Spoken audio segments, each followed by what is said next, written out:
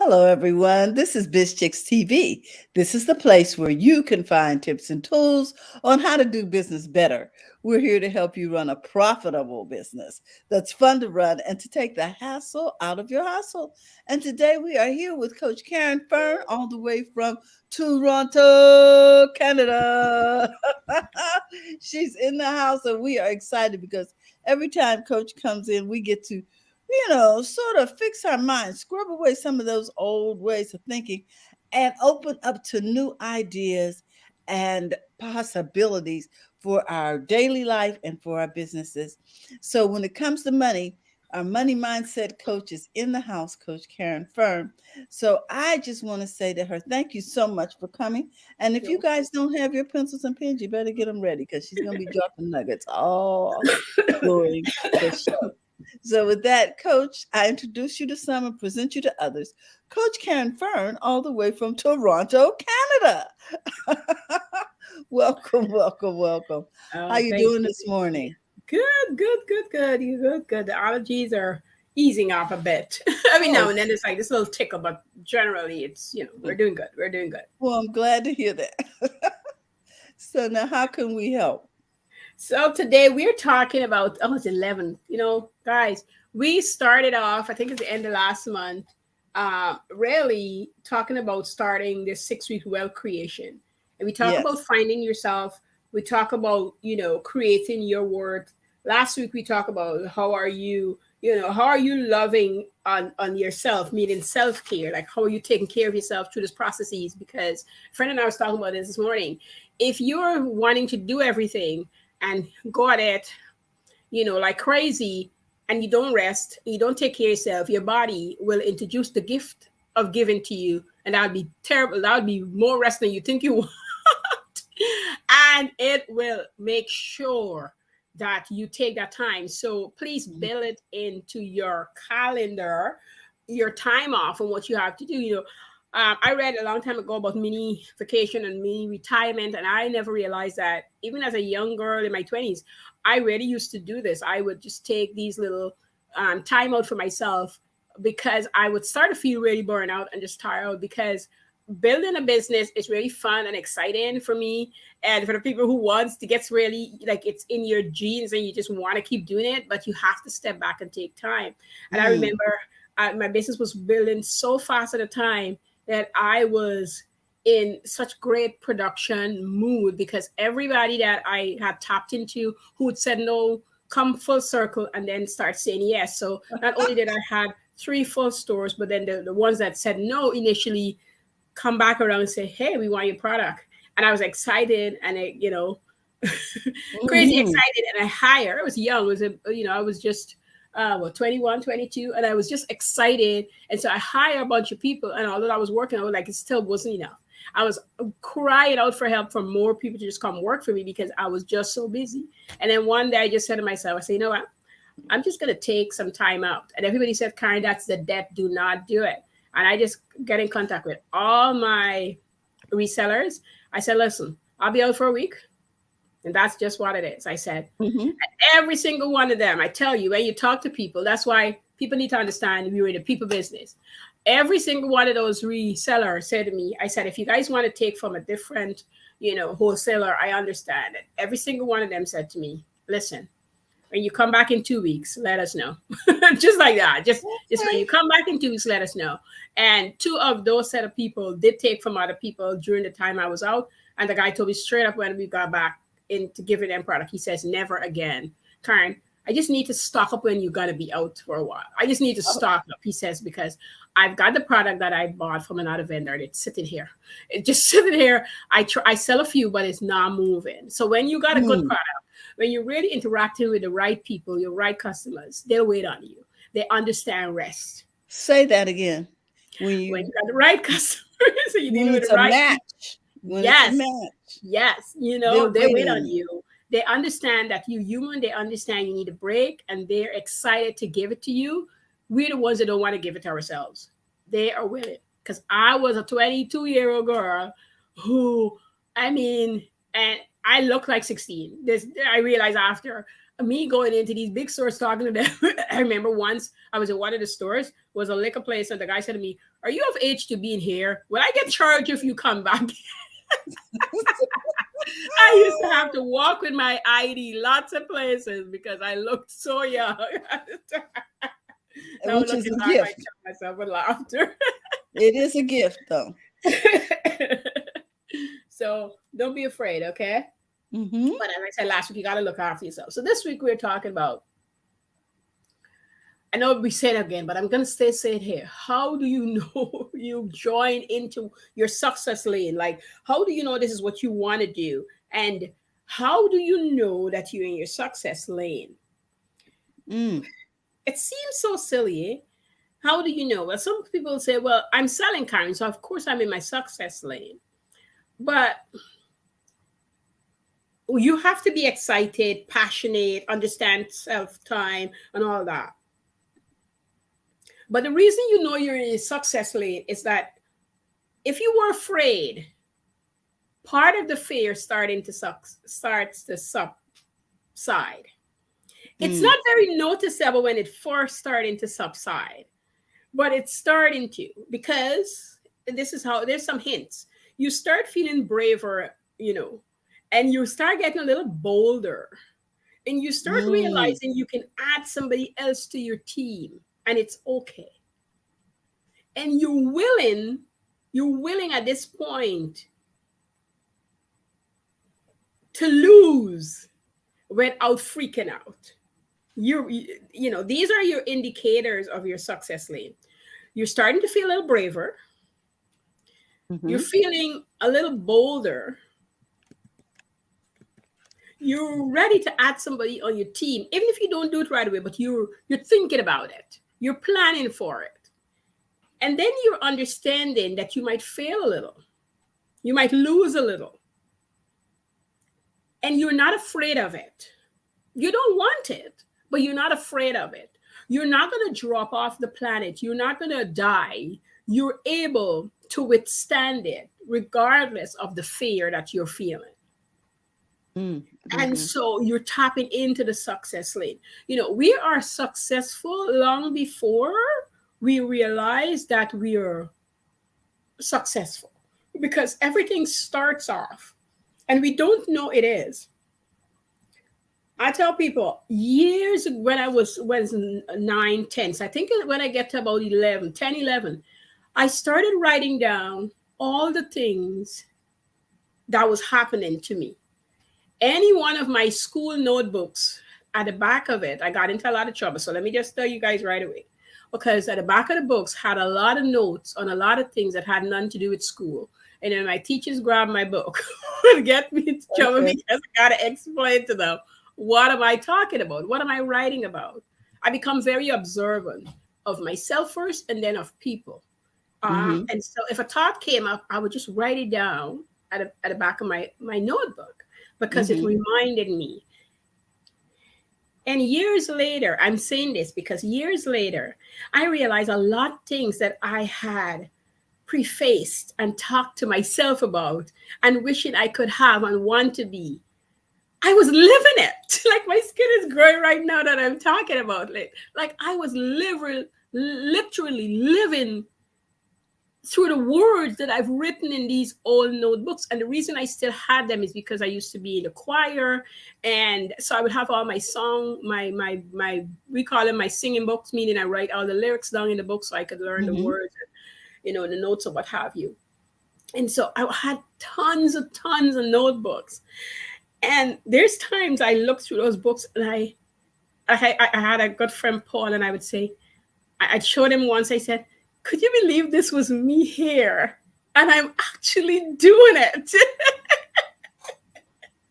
Beautiful. So take note of your successes, even when it hasn't happened yet. That's really what I want to say. And Mm-hmm. then take note of how you're feeling. This is a big one for me. How are you feeling about it? Like, write it down. Nobody's going to see it. Like, this is for you. This is for your eyes. Like, write down how you're feeling. How is it making you feel, good or bad? Because then you get to eventually take away the bad. If you notice a pattern with yourself because you've been writing it down, like, I'm feeling sad because this and this has happened to me. I'm feeling sad because somebody spoke these words to me. I'm feeling sad because I didn't accomplish this. But what was the real reason I didn't accomplish this? What was I expecting from this person that they didn't give Mm. to me? And then I would write about all the happiness. Like, this is what happened today that I was so happy about, X, Y, and Z helped me do this. Somebody's mother, reached out to me. I helped this girl understand something she couldn't understand. I would write these things down for myself because it made Oh, me excited. It made me see that although I was seeing all this bad happening, there's a whole bunch of good was happening over here. That if you don't balance it out, you just read as a human being just tend to go towards the bad. yes. Those are the things that keep coming up and Yes. talking to us. Well, Yes. you didn't do this, and you Hmm. didn't do that, and Yes. you need to learn this. You need to, as opposed to, you helped so many customers this month. So many people were able to get what they needed because you were there in the marketplace. Yeah, we don't hear that. We don't hear that. We don't tell ourselves this. So my notebooks would be the place that I get to speak, that will speak back to me, because that was my positivity. That's what came back to me when all the bad was happening. Because I don't talk a lot about that, but there was a bunch of it. Some memory. A couple of weeks ago when I was away, I was just coming up, and I was like, yeah, but we're not. It's not like we don't want to deal with it, but we're not keeping you in the limelight. Like, you no Hmm. longer exist. You were Yeah, yesteryears. you don't get center stage. Yeah, bye bye. And through your bravery and boldness, you're able to do this. You're able to Mhm. say bye bye. You're able to not hold on to it so tight. And I'm not saying he's not going to visit you. As I just said, it comes up. And it comes up when you least expect. But your job is to have so much in you that you can literally ask it to take a walk. It is not coming to the forefront. That's not what we do it. Mm-mm. Bye Mhm. bye. We're not doing that. So we really want to think about the feeling. This is why I talk about emotions behind the money a lot. Because when we start understanding and evaluating that, we'll get to see what is the cause of us not receiving money as Uh-huh. easily as we'd like it to be received. It's not because we don't want the money, but there's something that we're allowing to stand in the door frame so that we don't receive. And if it's Mhm. coming up and you're not dealing with it, it's going to keep coming up because it wants to be dealt with. Oh, all righty then. Mm. It wants to be dealt with. Number three Mhm. is, who are you celebrating this with? And this, again, took me years. I'm always a celebrator, but it took me years to recognize that the people I want to celebrate with might not be the people who want to celebrate with me. And it's okay to celebrate with the people who want to celebrate me at that time, because those are the people who are celebrating me. So why am I fighting it? I think one of the biggest eye opener for me, through, it was teen to the 20s, a friend of mine, and it was a friend of a friend of mine, and she became close with me. And I remember saying to her, I don't want our friend to feel anyway, because me and the girl got so close. And Mhm. then she introduced me to her aunt, and me and the aunt got close. And finally, I brought my friend into the picture, Ivy, and I said, Ivy, here's what's happening. And she says, Karen, I love you to pieces. So if my friend is loving you, it's because they're seeing what I see in you. I Okay. am not mad. I was like, because I've had experienced that. And then here Yes. I got a gift of somebody who this was not a problem. She was like, of course, when I'm not here, what's the deal? Like, we love you. That's it. There's enough love to go around. Yes. Yes. So celebrate with who are celebrating you. And the reason being is these two young ladies, The girl dad had a business and her aunt had her own business. So they're celebrating because they're used to being in business. They were used to understanding the highs and lows. So for them, when I say that I'm winning, it's like, and those days we were party girls. It's like, we're going to a party. We're going and celebrate you, Caren. Saturday night, it's your night. It's the bill is on us. We're taking you out. We want to go. They get the group together, and celebrate. In the meantime, I wanted Pacific people to celebrate me, and those people weren't able to. I realized after they weren't able to because they weren't used to this kind of thing. They didn't know how to handle it. I see it in a bad light, but for them, is they didn't know how to handle it.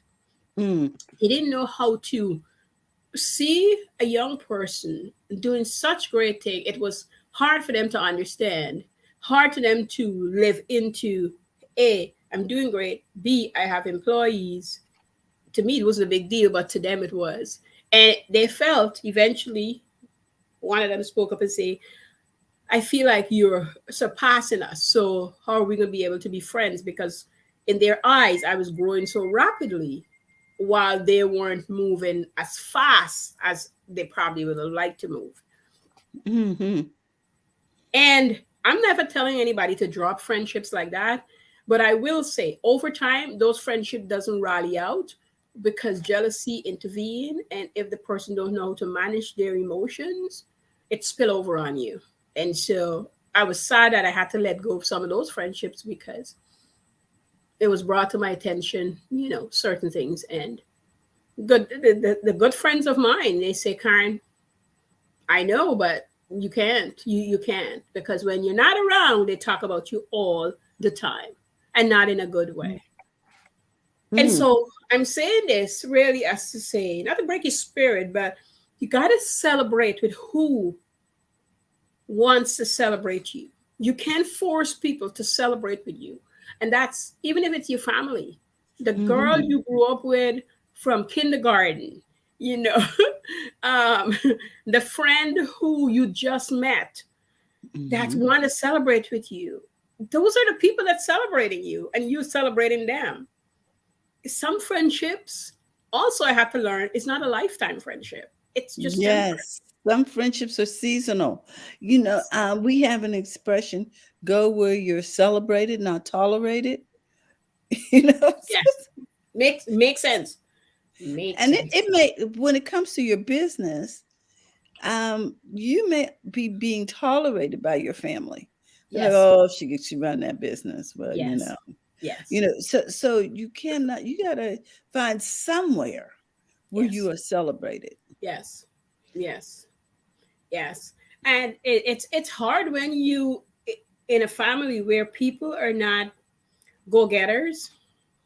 Or they Um or they think different. You know yes, what I they think mean? differently. Yes, they think differently. And I don't knock anybody for that. So that's why it Mhm. took me a long time to understand why me being me is a problem to you when I have no problem with Exactly. what you're doing. Okay. Like I'm not asking you to do it. I'm not telling you to leave what you're doing. It's just so Mhm. different. And then I realized over time that's why I end up with all those male friendships because they were so easier and they were always ready to celebrate whatever was happening with me and I them.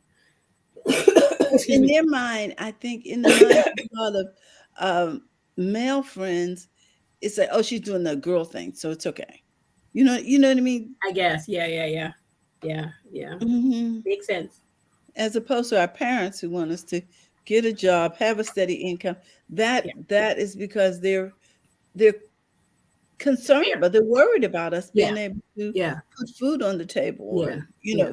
so they want security for us. So they're Yes. trying to Yes. steer us towards security. Yes. Yes. Which was so tough. Which was so tough for anybody who get into friendship with Hmm. me, and especially my age group. You know, people I went to I school can with. imagine. When I meet them on the street, they're like, "Sakan, where are you working now?" Are they? This is the thing. A lot of them would say to me, "You're not doing that little stupid thing you used to do at school anymore, right?" You see, the one that was making money when their pockets were empty, yours were full. You're not doing And that I no would more. stand there and I would just stand there in myself. And my same my same friend Paul I was with me a day, and he said to me, he said to the girl, he says, "Wait, are you talking to my friend, the big businesswoman?" And the girl stood there and she said, "What are you talking about, Karen?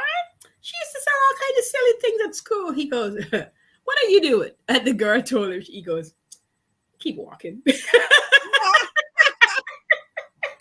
It's nice to have a defender, isn't it? You know, that was like Yeah. the first time somebody like stood up for me and say X, Y, and Z, because I didn't know what to answer the girl after she said, the silly thing. I just didn't know what to do with Well, we myself. aren't we aren't expecting to be insulted or to be um interrogated about business.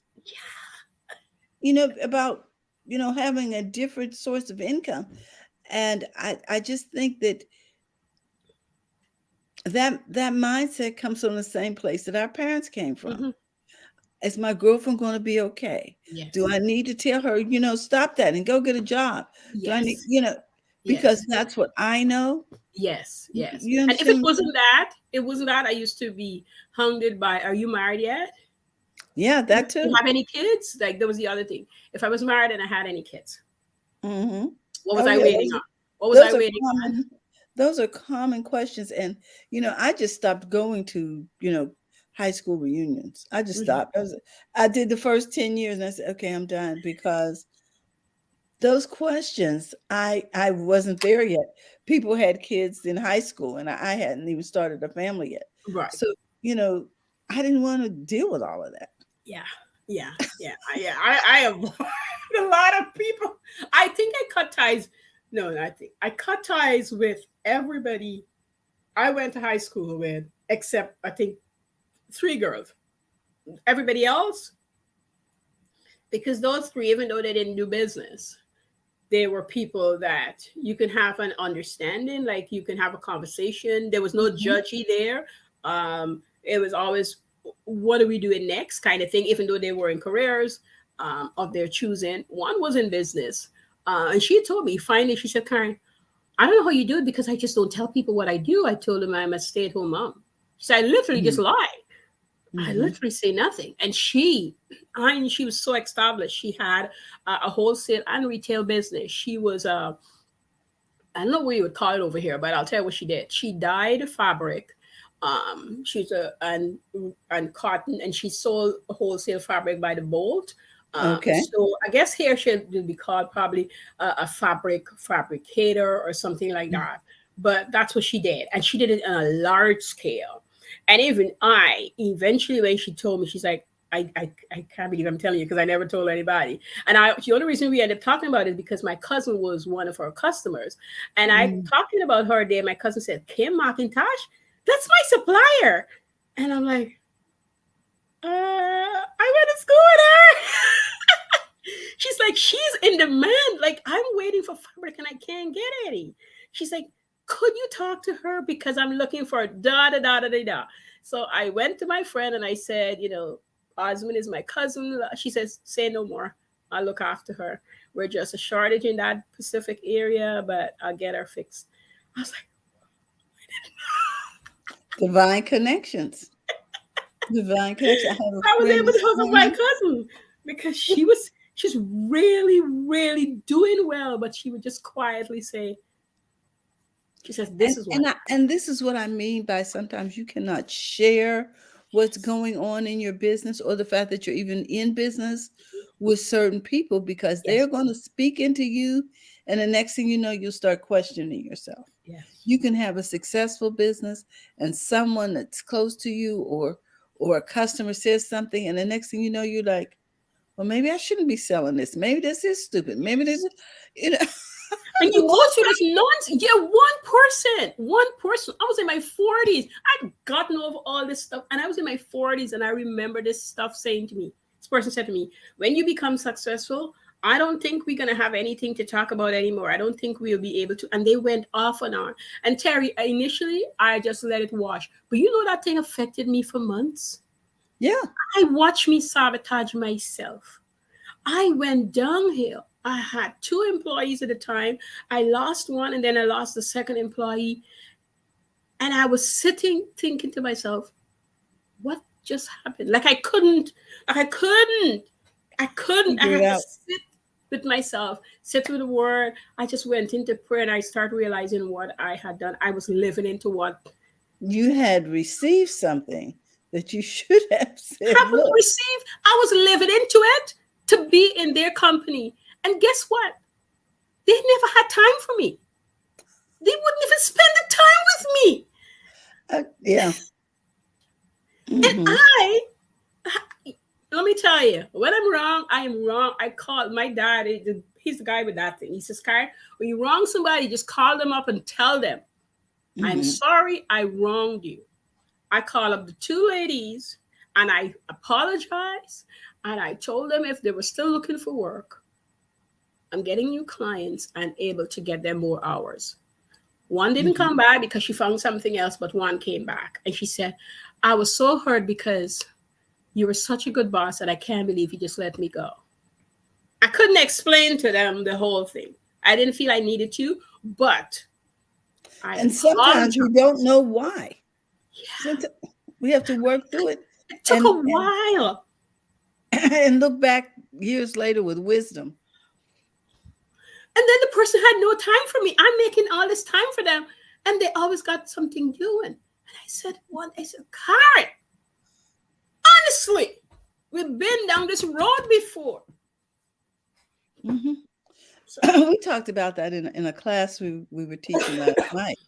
The fact that, you have to stay focused on what it is that you are called to do in the mhm, marketplace. yes. Um, Yes. If not, you'll be distracted. They will pull you in every direction. They will mhm, find words and use it differently on you. I had to sober mhm, myself up. I had to get myself together. I got my working hours back up on track. I let people know I'm not available during this time. Do not mhm, call me, seek me. I was told, well, if you're at a job, wouldn't you want us to call you? No. When I worked outside my home, nobody called me at work. We mhm, can't be taking phone calls unless it was emergency. mhm, And I had my emergency set up. You're at school, something happened, you don't call me, you call the babysitter. If it's very important, the babysitter then call me. Because if the mhm. babysitter can collect the kid from school and keep the kid and it's nothing serious, then she's just stepping in for me. You know. Yes. And so once I eliminated that from work, once I started working on myself and I realized it was starting to happen again, I had to put those breaks on. These are my working hours. This is my lunch break. So you're free to call me between, 11 to 12, in between that time and after work or early in the morning before I get to work. Those are my time. Don't you have a 15-minute break in between? Yeah, but I don't spend it on the phone talking to nobody. But it Mhm. took me that breakdown to get back. So Isn't that amazing how people will take your breaks? So now you can't even go to the bathroom. Can you talk to me on your break? So when am I supposed to get a glass of water or go to the bathroom or grab a sandwich? What? leave me alone. Huh? That's why they call it a break. A break from everything. You understand? So when we're setting up our business, guys, we really have to understand. And I like to say, it's your job. This is where you Mhm, go to work. This is where you work.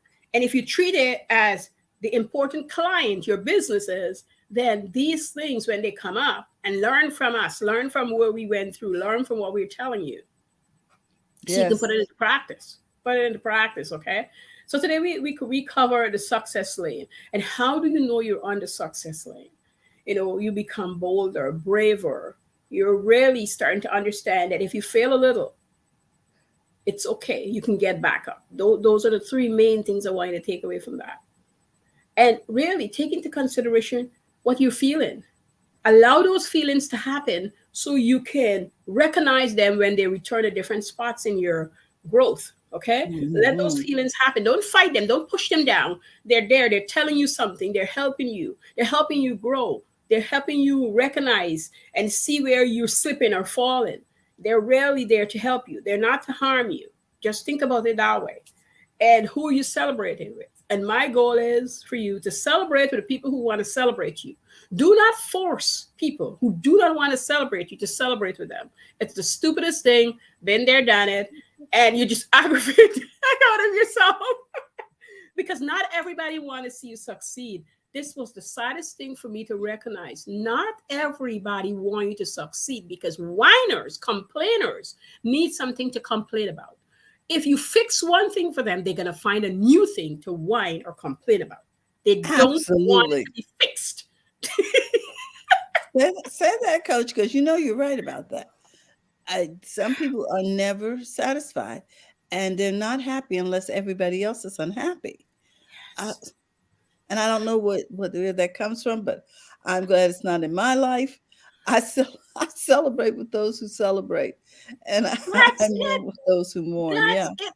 Tony Robbins had said something. He said he had, I had a friend as a therapist, and the guy says, I don't see people for more than 2 years. And here's why. I had a guy that I saw for 5 years, and it didn't matter what exercise I put him through, it didn't matter what I helped him do. He came with a new thing. And he said on the 5th year, he says that God woke me up and God said, aren't you learning?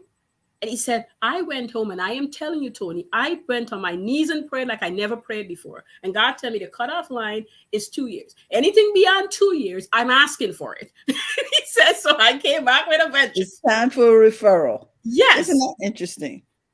After 2 years, you'll be referred to somebody else. I don't even keep them for 2 years. But in the event it's really severe, then it's 2 years. He says, my goal is a year. You don't need more than a year.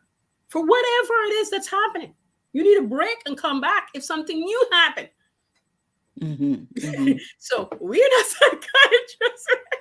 Well, what you say? What you say? This was so helpful because I think on a lot of times when we're running a business or we're running our homes and our families and our jobs, we need to do an assessment of, are we really engaged with people who are happy for us?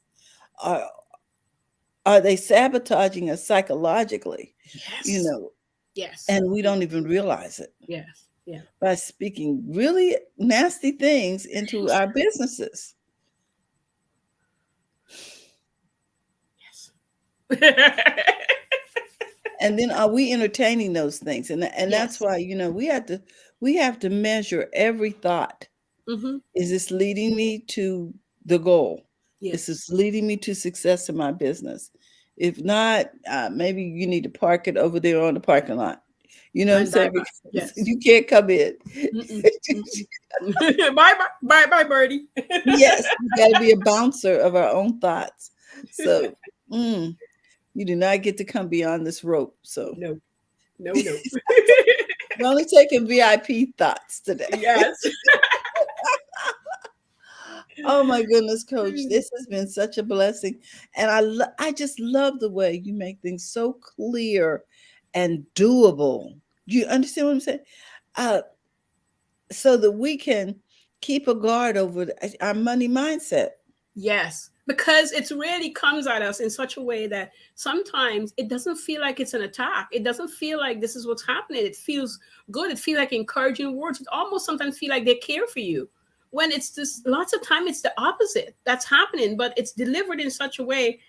Over time, if you're taking it to heart and you start sabotaging yourself, you see how it was meant to be. You see it came to distract you. It's not there to serve you. And if we're on our way to building wealth creation, it's not only about collecting the money and saving it or investing it. It's all these other influences that happen to us that blocks us from getting through to where we need to be. So this is why I'm bringing this series, so that we can look into those fine points in those lies that is being told to us, shoved down our throats, and that we sometimes gift ourselves. So that's why we're looking at all these areas. Yes, we do sometimes, take it on and say, oh, yeah, maybe that is true. No, not true, people. Okay. So I want to remind everybody, if you are looking to change your mind about how you handle your money and get some quality information on how to build wealth, you need to talk to Coach Caren. She's on Instagram. She's on Facebook under Profits in Daily. Coach Caren Fern, like the plant, with a Caren with a C. Yeah. So, so with that, we want to remind you guys to go to the front of your own line. Biz Chicks is having a number of workshops. We'll be posting that information for you so that you can join. If you'd like to be a part of our community, we would love to have you. Just go to bizchicks.net, set up your profile, and also that's where you also can register for our classes. We have a number of classes. One's coming up on how to do text marketing, because that is what's happening right now. People are just bombarded by emails. It's like, I got to register again. Oh my God. Okay. Every website is asking for your email address now. And it's concerning. So with that, I just want you to know that we'd love for you to be a part, and you can contact us and on the internet through bizchicks.net. In addition to that, we want to remind you to go to the front of your own line. Have a great day. Tomorrow we'll be talking to Robin Shamizu and friends, talking Mhm. about healthy habits. Yes, yes. We'll see you there. Have a great day. Thank you again, Coach. You're welcome. Bye bye, everyone.